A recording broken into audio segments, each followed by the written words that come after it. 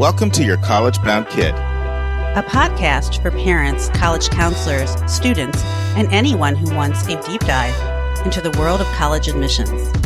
Hi, this is Andy Strickler. I am currently the Dean of Admission and Financial Aid at Connecticut College, located in New London, Connecticut. I've also worked in athletics and admissions at Kalamazoo College, Beloit College, Sinus College, and Guilford College in Greensboro, North Carolina.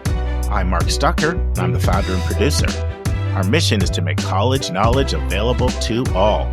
We care deeply about your kid.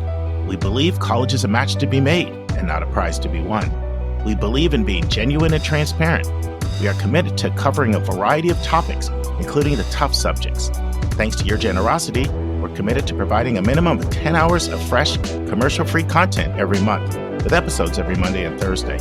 We have a variety of co-hosts because we believe and value diverse perspectives. You're our listening family, and we get great joy every time we meet with you as we do our best to give you tools so your students can soar and reach their limitless potential. Good afternoon, friends. I am really happy this morning. And I think one of the reasons why I'm really happy is I have spoken to about 20 listeners from the Your College Bound Kid podcast in the last month, because that's how many volunteers we had step up. 5 of them were for hosting events, Minneapolis, Wisconsin, Chicago, and then another 15 volunteering your services, whether it's related to marketing or advice on podcast strategy, setting appointments, sending thank yous out to either podcast owners or interviewees. And just hearing your stories is inspirational. Hearing about your love for your kid, hearing about sort of the impact the podcast has had on you. And it's really reinforced that we are a community. So when I come and record, sometimes people say to me, most of the time they say, I like it that you're always happy. Every now and then someone says, is that real? Are you always happy like that? I am happy when I come here.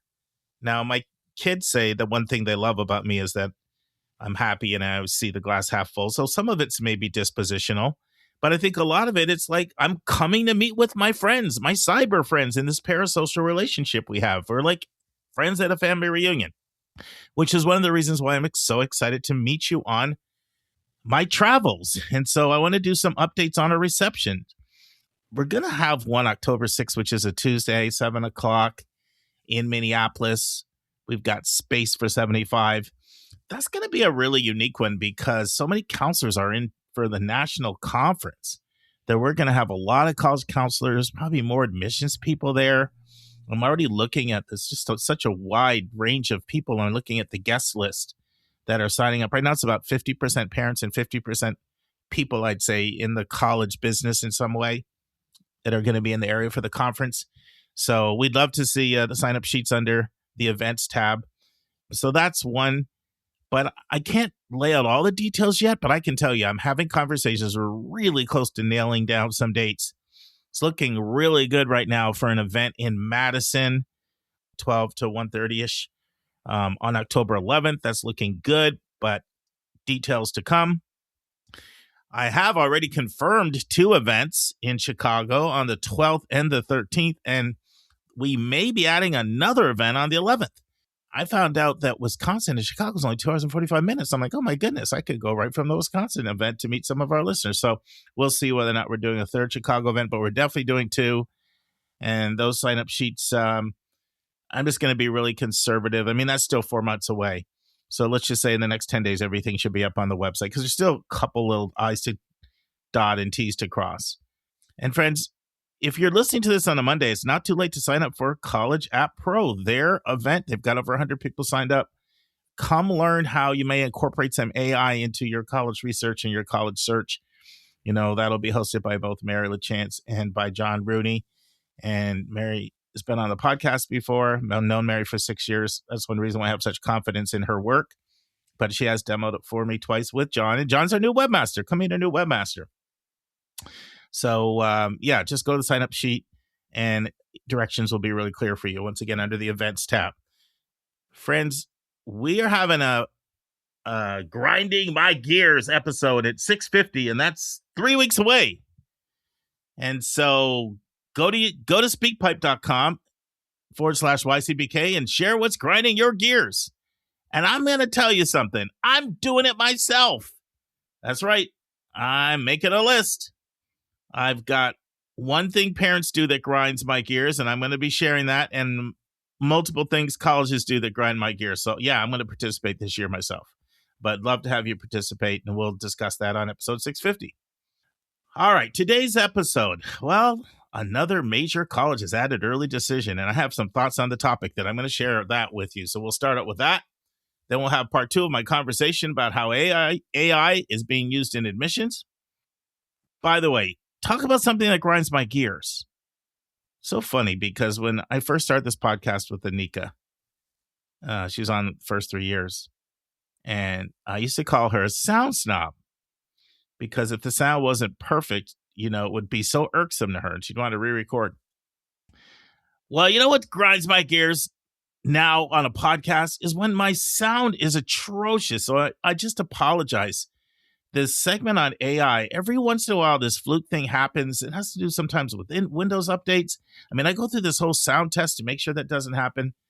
And it's such a punch in the gut when I go play it back, and it sounds like it does on this one. But, I still heard some good feedback from you guys on the AI episode. So thanks for tolerating the poor sound. I can't promise it won't happen again, but I can tell you we're taking all the safeguards and precautions to try to keep you from having poor sound quality. I'm literally in a sound booth right now as we speak. And then after that AI segment, you're going to hear the final part of Andy Strickler. I've mentioned to you that I feel this is the best explanation we've had on our podcast about predictive modeling, and you're going to hear that. And Andy's very transparent, as he always is.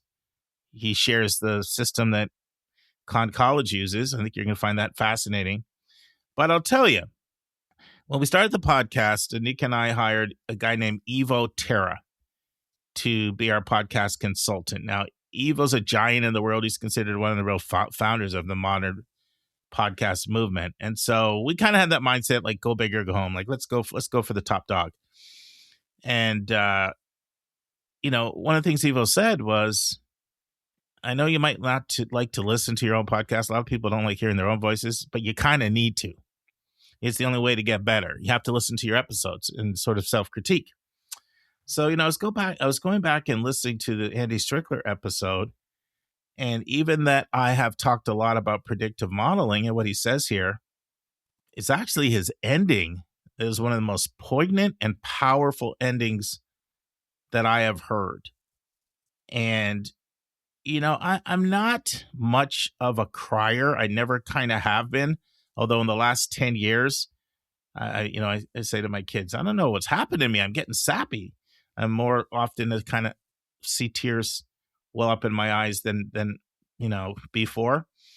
But I can't remember a time in the podcast in 9 years where my eyes just started welling up with tears, but they did with what Andy said at the very end. It has nothing to do with predictive modeling. I encourage you to let your student hear what Andy says about students. It's about 90 seconds at the end of his segment. I think every student, and especially if you're a student that's in a more competitive environment where there's college pressure, I think you really need to hear what Andy has to say. I think that students are going to identify in some profound ways. So make sure you stay to the end on the Andy Strickler segment. All right, without any further ado, let's transition, talk about what's going on with AD. All right, the University of Florida announced they are adding binding early decision going into effect this year, meaning class of 2027, current juniors about to be seniors. And to me, this is significant for so many reasons. One, let's face it, the stigma is pretty much almost gone. I mean, I've mentioned to you guys this to you guys before, but when UVA added early decision, and they had it and got rid of it, but they brought it back in 2019. I mean, the Washington Post just skewered them, excoriated them in an article on how can a flagship school do this. It goes against the very concept of the access mission.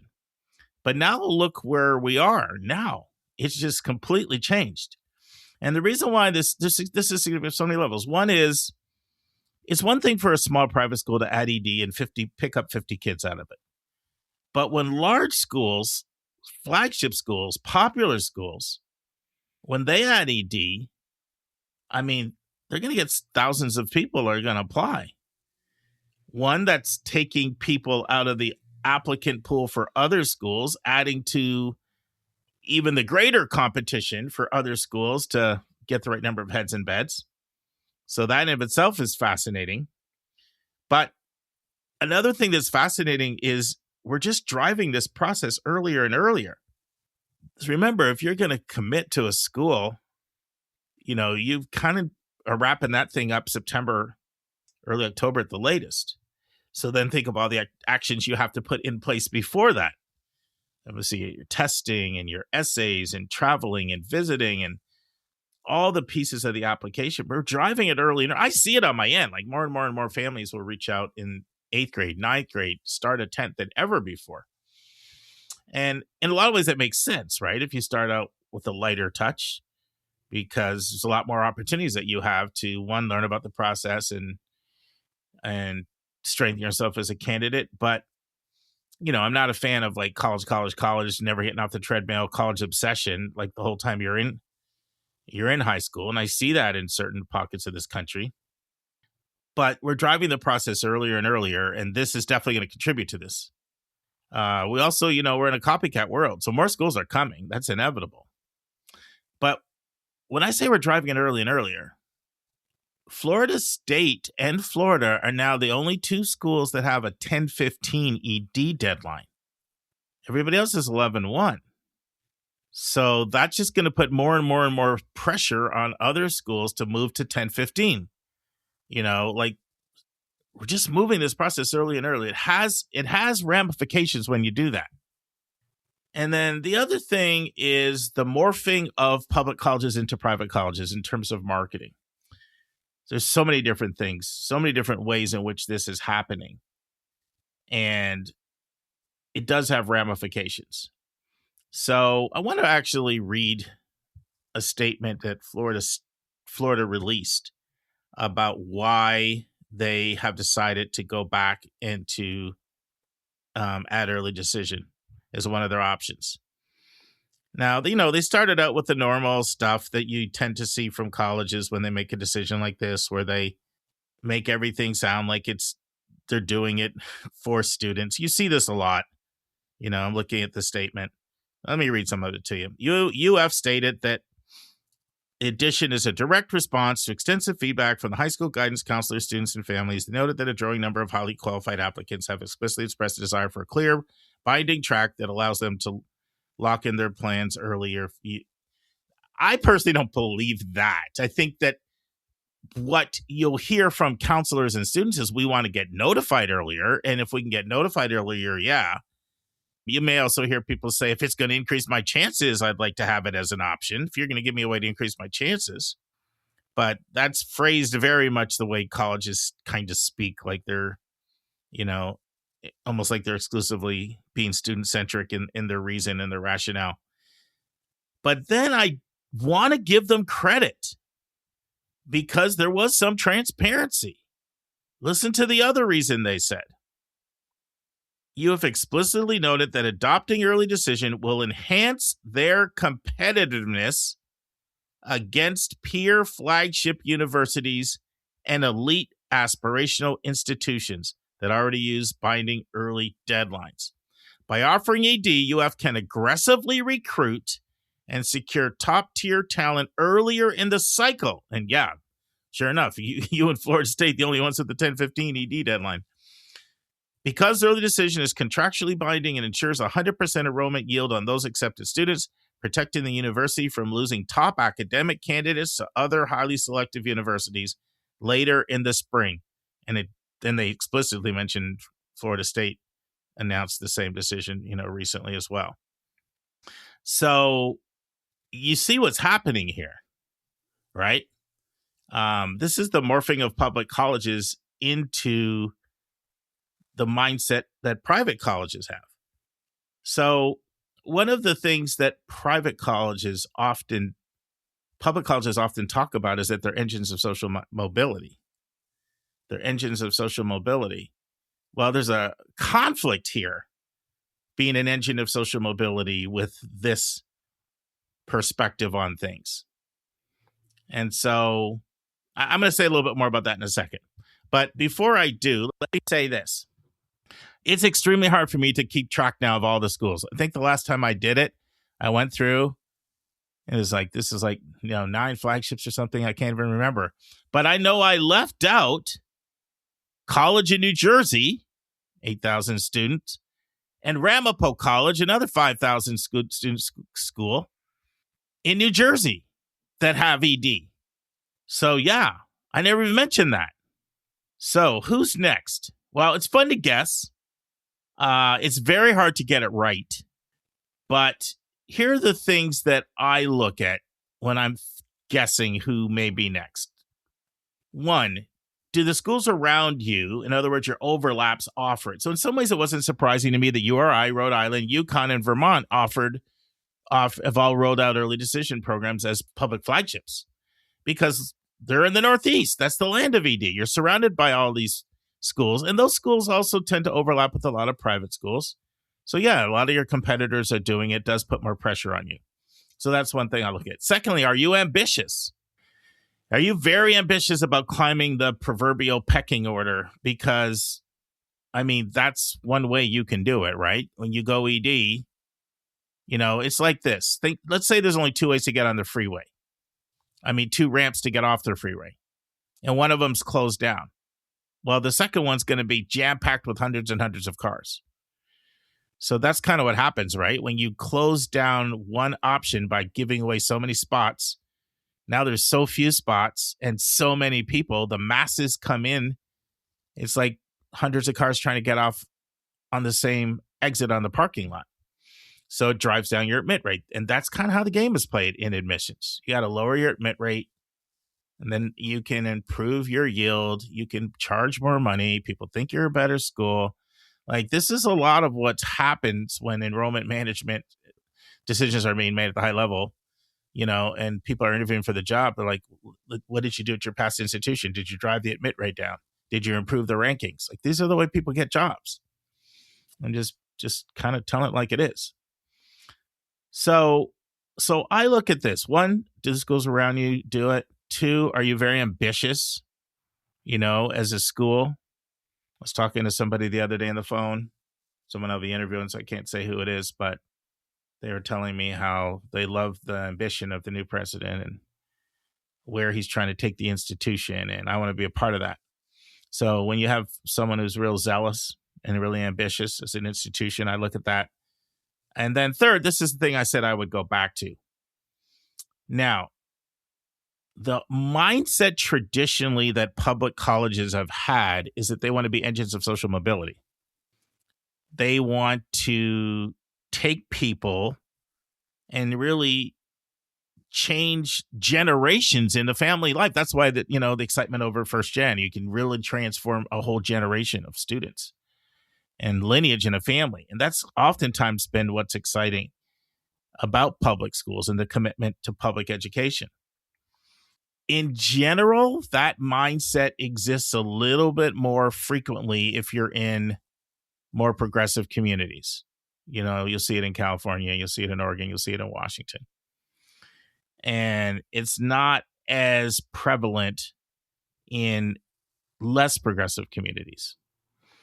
The mindset of the purpose of education, public education, one of the main purposes is to increase social mobility. Now, this is a tension, and it's a tension that's very real. And so I did a little bit of research, looking things up on, this whole idea of, are public colleges trying to become engines of social mobility, or are they not? And I want to read to you a little bit about what my research said. Do public colleges feel the mission to serve the human good and to help move people up the social ladder? All right, answer. The short answer is yes, absolutely. On paper and in their foundational DNA, public colleges feel this mission. Moving people up the social ladder and serving the common good literally are the reasons public education exists in America.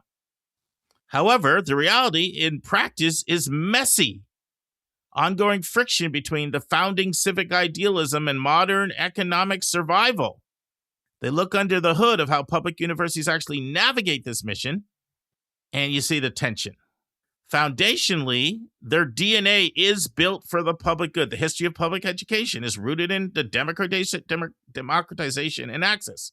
The whole land grants, the Moral Acts of 1862 and 1890, explicitly created land grant universities like Michigan State, Penn State, Ohio State to move away from the elite classical European model. The goal is to provide accessible, high-quality education in agriculture, science, engineering to the industrial classes and to working families. And it differentiates it from, sometimes the mission of private schools. But then it says this, the modern reality, and it talks about the workhorses of social mobility. When it comes to actually moving people up the academic ladder, data shows that public universities, they do much of the lifting. However, they encounter pressures that strain the mission. Despite feeling this mission, public universities face massive systemic obstacles that make fulfilling it harder every year. Number one, the state funding cliff. Over the last few decades, state governments have steadily defunded public education on a per-student basis. Universities have transformed from being state-funded to state-assisted. And this is something, and I've had multiple interviews on our podcast about this, the pivot to enrollment management, the makeup for lost state revenue. Public universities have had to start acting like businesses, like their private counterparts. This led to a dependency on out-of-state and international tuition, people who pay full freight, and a shift toward merit aid to buy higher test scores and to try to climb up the rankings at the expense of more need-based aid and lower income students. Next, the prestige game, the pressure to compete in national rankings, which historically reward exclusivity, forced many public flagships to become more selective, unintentionally shutting out very demographic they were created to serve. And then it says this about the current landscape. Today, we're seeing a massive internal pushback and correction within higher education. There's a growing movement to rank and celebrate colleges, not by how many students they reject, but by their social mobility index. Anyway, you get a sense. And then the last thing is, if schools are really struggling handling their application volume, it's just become so problematic, they don't have the resources, early decision can make it easier. So who would I say is next? It's just a guess. But I'll just say this. I wouldn't be surprised if you see movement in Tennessee or in Clemson. And if Clemson goes, South Carolina may go. All three of those schools wouldn't surprise me. Now, I've had conversations with this with different leaders at different schools, and I've got strong assurances from places like the University of California, Georgia, Georgia Tech, UNC, Penn State, that they're not even thinking that way at all. But I can only speak for how the admission leadership team feels. It's not appealing to these schools at all for the reasons that we've talked about. Other reasons they've said is I don't think kids are ready to make a decision that early. They need the extra time until the end of the year, or a lot of them are going to make bad decisions. But at public school level, decisions made way above the admission leadership team. All right. Hopefully you found that interesting. Let's transition to my solo on AI and admission. Sorry, I'm giving you guys so many solos this time. It's just the way it worked out. Hopefully you'll enjoy part 2, AI and admissions. And then that really led to a very fascinating conversation about what Virginia Tech is doing. Now, if you're not sure what Virginia Tech is doing, let me explain it a little bit. So they were probably the first national university to kind of roll out what they called their human plus AI dual review essay system. And it's become, one of the most heavily analyzed in all of higher ed, because they certainly were the first major public university and the first I know to have a kind of a transparent announcement about this dual role of having an AI reader and having a human reader. And so basically what they do is they said, listen, we got like 57,000 apps. They have to come up with a more efficient system. So they have this AI trained reader read files and give a rating. And then they have a human read. And if there's more than 2 point difference in the assessment of the AI reader and the human reader, then a third human reader comes in again to read it and just to make sure. Now, in the past, when they were doing human threshold, a third reader would come in if it was only a 4 point difference. This is on a 12-point scale, by the way. So now their point is we've tightened it up. It only has to be a difference of 2 points, and we'll bring a third reader in. So it's probably smart to roll it out that way because you still have that human in there and you have quality control. And all the feedback so far is that this is working really, really well. Now, I know I'm going to have another update to you. I guarantee you when I go to NACAC, there's going to be so many sessions on AI. I already know somebody who's still doing one there. So I'm very curious. That's 6 months away. Actually, it's less than 6 months away. So, wow, time's flying. It's more like 4 months and 4.5 months away. So I'm very curious to see what happens there. I'm hoping maybe there's a presentation from Virginia Tech.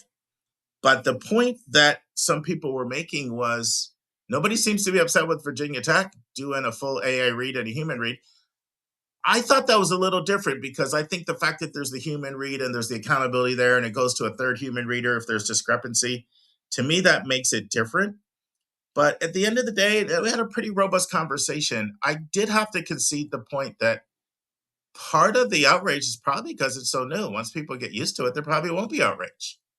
And I really can't challenge the fact that highly selective schools are not going to be highly desirable as long as they're seen as scarce and hard to get in.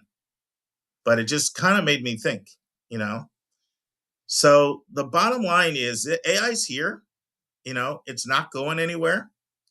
More and more and more schools are coming up with creative ways to use it. It's not just Virginia Tech. There have been other announcements from other schools about what they're doing with AI. Stony Brook University is another school that has been, outspoken about how they are using AI, partly what I mentioned before, decreasing those long recommendation letters, also looking at some obscure critical data. So they use something called an NLP to read, parse, and generate one-page summaries of personal statements, of rec letters, and all that happens before a human counselor even opens up the file. So once away, shortening the reading load, condensing it. And their AI algorithm, they tell them strip away the fluff and identify any flags or life-changing markers. And that includes things like family illness, structural hardships, extensive caretaking responsibilities, or specific personal qualities, PQs. We always talk about how important they are, that pop, things like leadership and resilience, grit, kindness, all these kinds of things. They train the AI reader to identify some of their institutional priorities and to flag them before the human reader even comes in. There's what's going on at Caltech right now. Some people are calling a conversational gating. So they're using it to verify the authenticity of the high school research projects or STEM portfolios that students claim they're doing, using AI to go through and vet and to see what looks like fluff and just marketing versus what is substantive. So they've piloted a whole system that requires certain applicants to submit research portfolios and to participate in interactive video interviews. They use an AI chatbot for that. And the AI dynamically asks questions about student data, their scientific conclusions, their methodology. The AI's analysis and the video content then goes to the Caltech faculty to review. So this is helping them to determine if someone genuinely understands, what they say they've submitted, or if it was heavily fabricated by consultants or external software. A lot has been written about UNC. UNC Chapel Hill's kind of grading the mechanics a little bit. Vocabulary, complexity, sentence structure, grammar, punctuation length, and just do a little bit of technical screening to bypass that aspect from the admission office. So the admission officer is focusing more on the content, the messaging. There's a lot of different things. There's stuff that NYU's Grossman's School of Medicine has been doing, but I won't get into that because that's more grad school, med school, and it's not really, there's just a lot of different ways in which it's being used, and it's growing fast, and the space is changing and it's changing fast. And I absolutely found the conversation to be totally, totally, totally fascinating. One college talked about how they've got an AI assistant that they're using for parent questions, and they have it set up so that they have a backup, a real person there, in case the person's not sort of getting the help they need from the AI assistant. But they said people are loving the AI assistant, and it's really reduced the workload. So it's working for them. You're wondering, like, what kinds of things are we talking about? People writing in with like questions about housing, how housing works, a bunch of housing questions. They've trained the AI assistant to answer most of them and to reduce their reduce their workflow. So once again, we'll return to the space and talk about it in a lot more detail. I'm particularly fascinated by the summary of the recs, the summary of the essays, because that appears to be growing. And at the rate things are going, there's no doubt in my mind, there's going to be so much more of that because it's just improving efficiency and reducing manpower. That either can help work-life balance or it can help, literally your budget. You're paying for less hours. So I personally didn't hear anything that was disturbing other than the fact that I don't want a final decision being made by AI. Nobody's doing that, but nobody's going to be surprised if that's happening. Some people felt like, well, what's the real difference? If Virginia Tech is proving that the AI reader can do as well as the human reader, what's to keep the next step from just being the AI reader? Like, we're very, very close to that. So, all of us don't like change. And so I'm grappling with that. And I still think schools are going to be reluctant to do that. I think they're going to be more likely to do the kind of the Virginia Tech model, AI and human. Maybe you have two readers, one's AI, one's human, and you reduce the need for another human there. I think we're a little ways away from that, but who knows? This space is changing so quickly. Maybe I'm wrong. This is something to pay attention to. I promise you we'll revisit this again because it's going to be one of the top sessions that I'm going to go to at our national conference. I just can't believe how fast everything's changing. Hopefully you guys found this helpful. All right, friends, let's transition. Andy Strickler at his finest. Andy Unleashed. We talk, like I said, mostly about predictive modeling, and then Andy switches directions at the end, and you have to hear what he says about students. That brought tears to my eyes. In fact, I encourage you to get your student to listen to this. I just think it's that powerful. And now this week's interview with a special guest.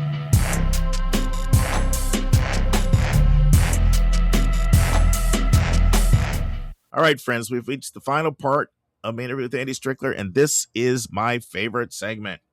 Andy and I have a very honest conversation about predictive modeling. Andy tells us what predictive modeling is. Andy gives the most detailed description of how predictive modeling works at Connecticut College, and friends, you don't want to miss it. Andy also tells us one of the major problems with predictive modeling. Andy shares some of the possible solutions some colleges are utilizing to yield more students. Andy talks about reframing how colleges see college. And we discuss the pros and cons of requiring more writing from students when completing their applications. Listen and enjoy. So let me ask you this. Yeah. It feels to me, and I've brought this up to you before, but never really probed it deeply, that if I was on your side of the desk right now, I would have to be doing everything I could to be looking at my predictive modeling in every way that I can, because what I see on my side is kids just applying to more schools. And when you apply to more schools, it inevitably is going to drive the yield down because now, and so I was talking to a senior level admissions person recently, and she's been networking with a lot of others in the profession. And she said, what I keep hearing over and over is we got to identify who our kid is. Now, you said earlier, we thought we'd figured it out, right? So you have to always revisit it, right? Right. Like we got to figure out who is our kid that we want, that wants us, and we go to the mat with that. Right. I mean, look, this is nothing new. We talked about it. Schools have been employing third parties, you Right. know, and giving them tons and tons of data. I think you've mentioned before, Andy, having Yes. 50 some variables or something in your model. Correct. Yes. But isn't it almost inevitable that schools are going to look back and say, okay, what are the things that we can do to try to predict which of these kids, you know, we're really in play with? I mean, it's nothing new. So it's nothing. It is nothing new. Yeah. But predictive modeling gets you to a certain point. But the one thing predictive modeling cannot do is predict the behaviors of other institutions. No, that's a really good point. We get new listeners all the time, and sometimes I work off the assumption that everybody's heard all 639 episodes. Yeah. Can you tell our listeners what predictive modeling is? Oh, absolutely. So, yeah, when an application comes in, it gets stored in our database, and we use a third-party vendor, and each applicant is kind of analyzed on between 50 and 60 different attributes inside of their particular data file.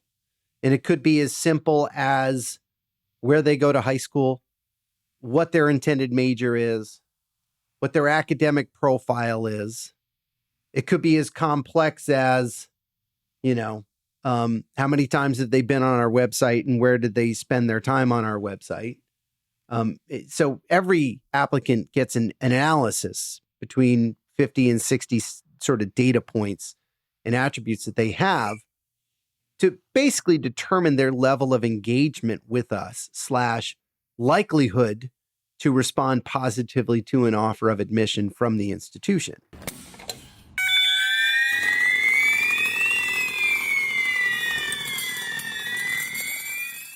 You know, so for instance, let's say we get an applicant from, you know, Portage Northern High School in Portage, Michigan, which is a place I'm familiar with, but, you know, Yeah, we you don't were have a Kalamazoo huge college back in the day. I know, man. a Kalamazoo College guy.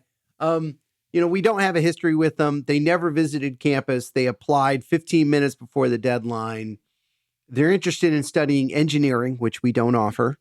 And they've never been on our website. They haven't logged into their portal to determine what application materials they're missing, et cetera. And we can assess this student has not engaged with us in a significant fashion, and therefore their likelihood of responding positively to an offer of admission from Con is relatively low.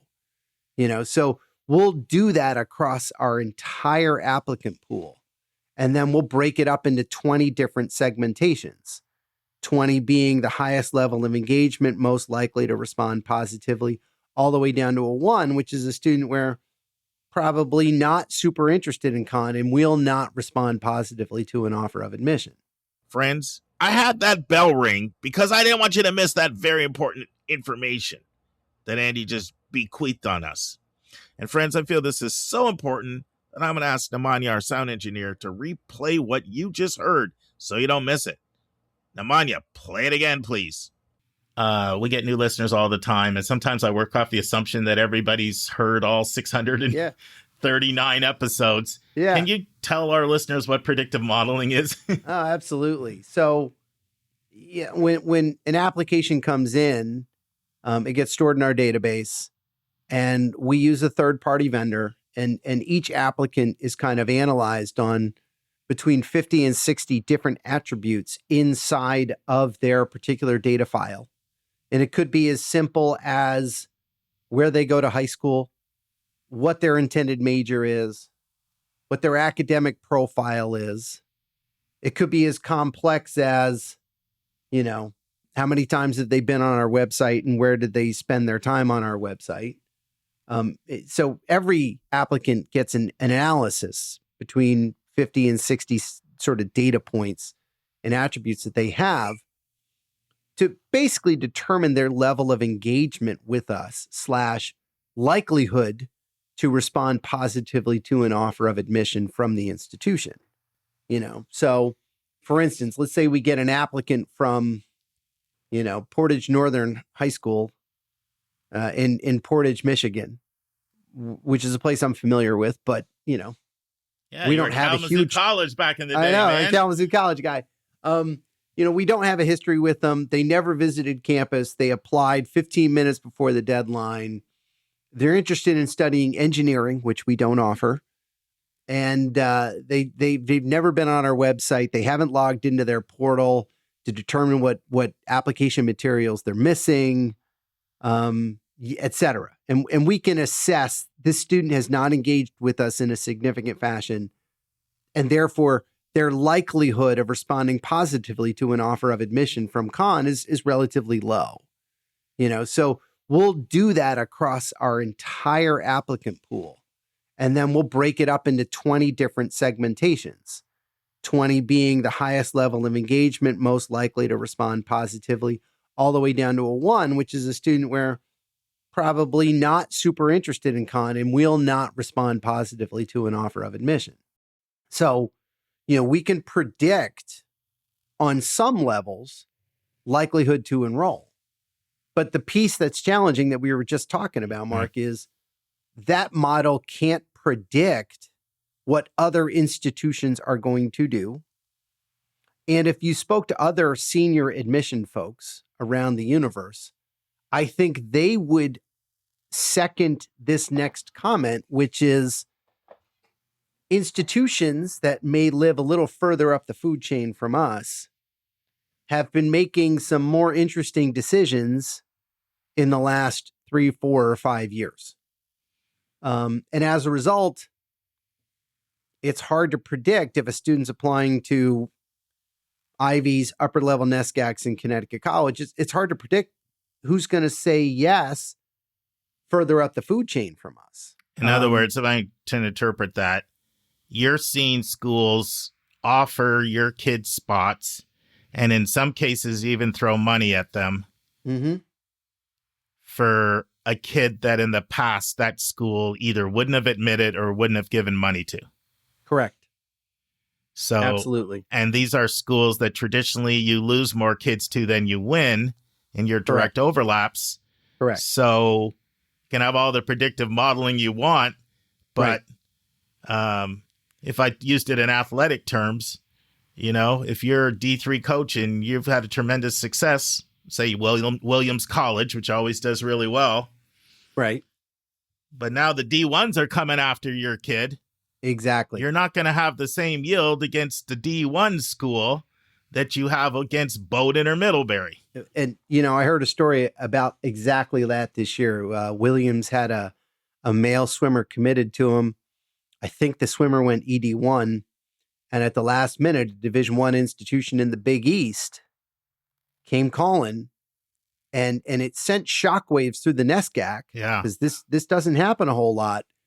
But the student bailed on Williams to take this D1 offer at a Big East school. Yeah. And everyone's like, whoa. So yeah, that's the exact scenario we're talking about. And you can't predict it. So your predictive model can look at a student and quantify a whole bunch of things. But the one thing the model doesn't predict is the student applied to Harvard and Harvard decided to say yes. And if Harvard admits that student, good luck. No matter how the level of engagement is and likelihood to enroll, once that other institution makes an offer of admission, that changes the dynamics of the model, but you can't predict it on the front end. So, what do you do about that, Andy? Pray. I sit in silence. His head jumped into his hand on that one. I just, sit here in my office and have a little Quaker moment of silence and ask the inner light to steer us in the right direction. There's nothing we can do about it. It's not like I'm going to call Fitz on the phone or Joy St. John and be like, hey, do me a favor. Could you rescind this offer of admission for me, please? I'll be really nice to you the next time I see you. Listener, those are the two of the senior leaders over at Harvard that Andy's referring to. And Fitz. You can't do anything about it. They have the right as an institution, like we were talking earlier, about making decisions that align with their values and provide for the best possible outcome for their institution. They have the right to do that. We have no ability to predict when that's going to happen. I say schools are doing more. They're going to have to, but I don't know what more you can do than what you laid out there. That's pretty, Right. you know what I mean? Like in terms of, unless it's trying to target some markets that you haven't penetrated, that you have a better shot at yielding, Right. Partnerships or alliances or, incentives or, Yep. Exactly. Yeah. Targeting niche programs that students may not have the opportunity to participate in at other institutions, really highlighting the strengths of your institution and finding students that are going to match your strengths. I mean, these are all the subtle little things that we're doing within the admission process to try to avoid or mitigate that. Are there any trends you're hearing from, others in the profession of like, these are the things that we're trying to do to counter the trends? I mean, one of them is we got to get more financial aid dollars and come up with more generous packages. And I'm going to have to, if that means talk to board members or fundraisers or whatever, we need more money, because inevitably you do lose some kids over money. It's not only money, but it's a factor. So that's already one thing. You've already said you're going to take a look at your need base and see if you can get more generous. So that's one thing. What are some other things you're hearing that other colleagues or people you network say, like, next year I'm going to do this differently? Well, I would say most of us are not just looking at this as an admission office conversation. Mm-hmm. It becomes an institutional conversation about who do we want to be and what do we want to be the best at, and then thinking about how do you communicate value and essentially talk about outcomes in a way that makes the value proposition worthwhile to families. That, I was talking to one of my first year admission counselors yesterday, and the reality is that college is truly an investment. We think about it as an expense, but it's an investment that pays returns over the course of the rest of your lifetime. And emphasizing that along with the value of the investment is worth it, and this is why, becomes the institutional conversation that all of us are having. I leave on Saturday morning for an A to the Best trip, so I'll be traveling with all my best friends in the admission world for the next week or so. And we spent an inordinate amount of time talking about how do we push back against market assumptions when it comes to the value proposition that a small liberal arts college presents. We believe in it, and there's tons of evidence that backs it up. But how do we as an institution really buy into that and then communicate that in a clear, succinct way to folks in the market? That becomes the conversation we're all having. No, that makes a lot of sense. Do you think schools are using their current parents and current students enough to reach out? Because that's pretty powerful. Like, a lot of times when I have a family, they're torn between two schools. And then I'll say, would you want to talk to a parent from, parent to parent or student to student? Mm-hmm. And a lot of times that moves the needle, depending on how the conversation goes. Right. Well, I would say two things. One, absolutely. I'm not sure institutions are doing it enough. I don't think they are in general, in my opinion. No. But the second piece of this is so much of our impression about institutions is not controlled by the admission office. It's controlled via the social networks that people have. And it could be a parent network, it could be a school network, it can be a friend network about people. And I'm thinking largely about social media, TikTok, Instagram, et cetera, talking about their experience at the institution. And that it's in some respects, it's secondary marketing. Yeah. But that has an immeasurable impact on how people perceive your institution. And therefore, we've started talking to our current students about, like, hey, listen, if you love this place and you're having a great time, post about it all the time, because that helps us.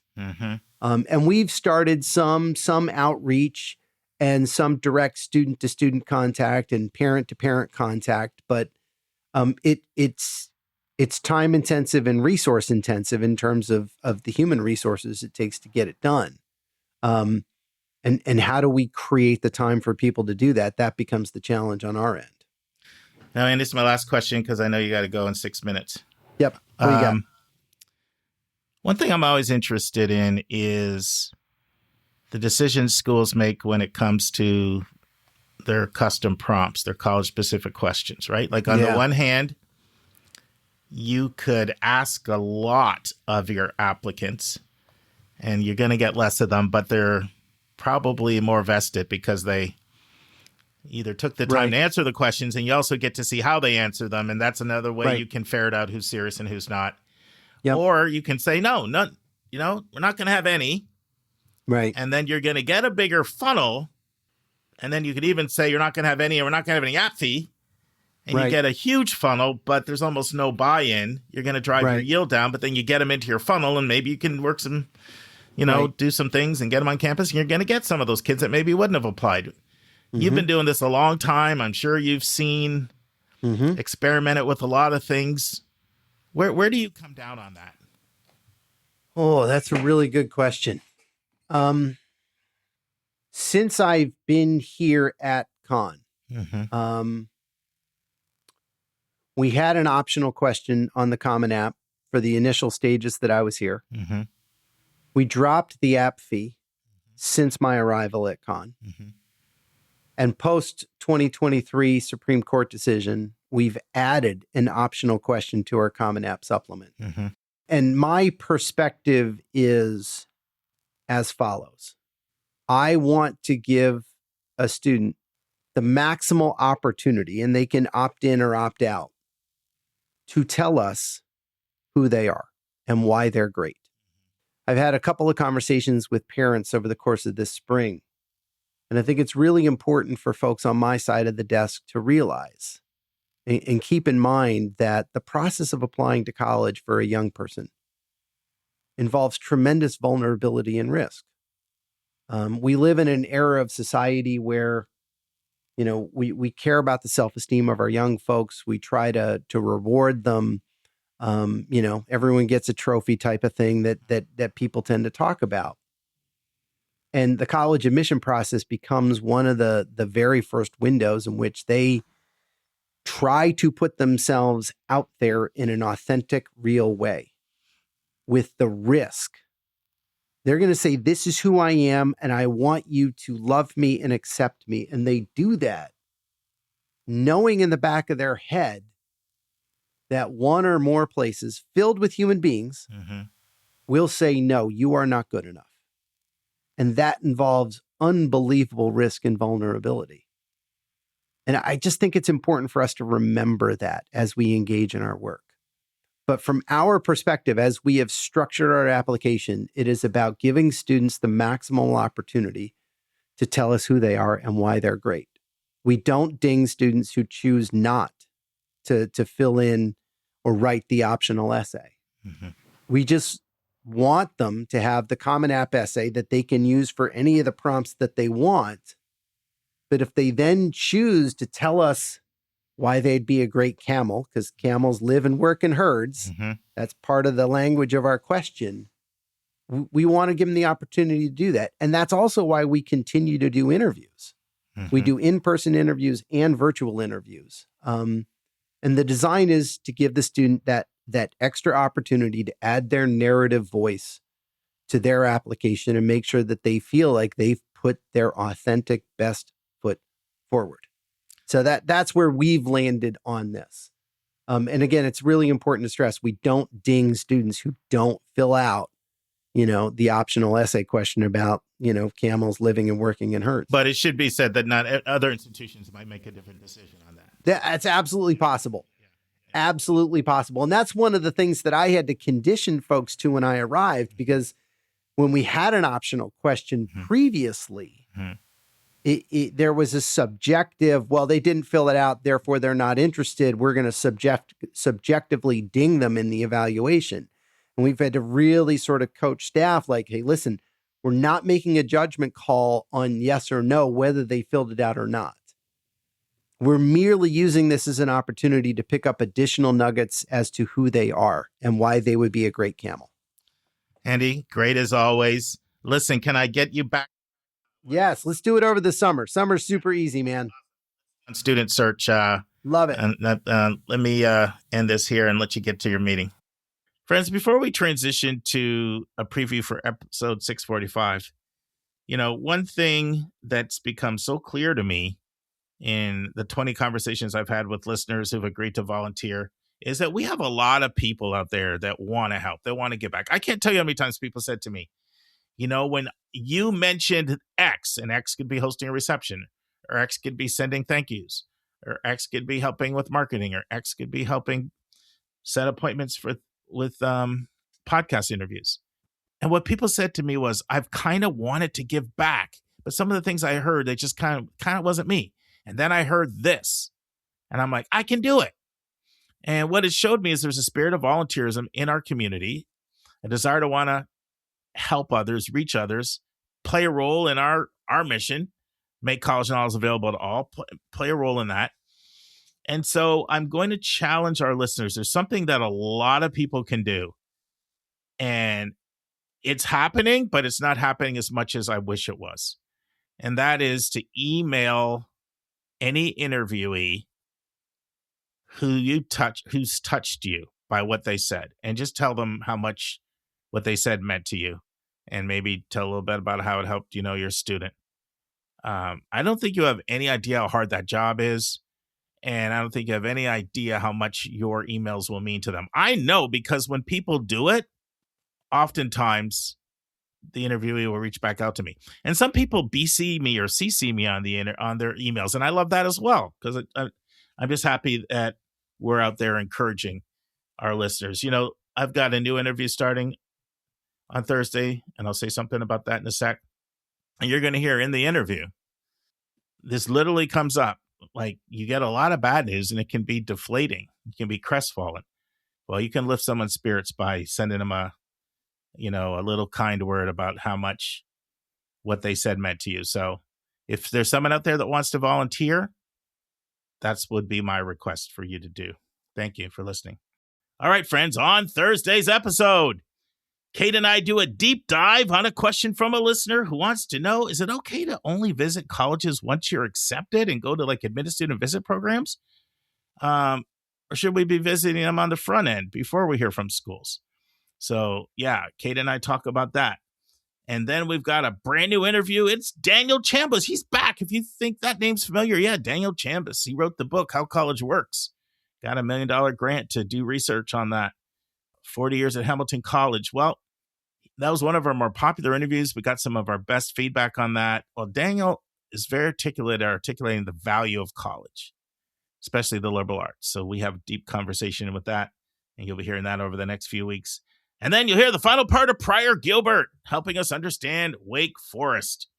Last week she talked about half dance, half Wake Forest. This is all Wake Forest, and so we hope you'll tune in on Thursday for that. And friends, I was going to leave a Steve Jobs quote, but I can't go too long without saying, it's not where you go. It's not where you go. It's not where you go. It's what you do when you get there, and it's what you do when you get out of there. That is what is going to determine your career success. See you on Thursday, friends. And that's our show. A big thank you to you, our listeners, for tuning in this week. If you find this podcast helpful, please follow us, and you will get every single episode as soon as they are released. If you want to support our podcast, you can click the share button and send it to your friends and acquaintances. You can say positive things about your college-bound kid on your social media feed, and you can help us stay commercial-free and pay our staff by donating on the yourcollegeboundkid website. You can write a review for us on Apple or Spotify, and if you have a question or a recommendation, just go to speakpipe.com/YCBK, hit the orange button, and speak. We will do our best to get your question in your own voice on an upcoming episode. I am the producer of the podcast, and I live in Metro Atlanta. We have a fantastic team that has over 200 years of admissions and counseling experience. Shout out to our co-host, Dr. Lisa Ruff in North Carolina, Susan Tree in Pennsylvania, Vince Garcia in California, Julia Esquivel in Massachusetts, Linda Depker in Missouri, Andy Strickler, the Chief Enrollment Officer at Connecticut College, New London, Connecticut, Hillary Dickman, an Admission Officer at Colorado College in Colorado Springs, and our International Admissions Expert, Kevin Newton in Dallas, Texas. Our sensational sound engineer is Nemanja Motvich. Our amazing music is from Victor Allen Weeks. Marketing designs from Kimberly Bloss. Our reliable webmaster is Stylionis Dimitru. Website updates are done by Joyce Stucker. Our image editor is Vlad Honchar.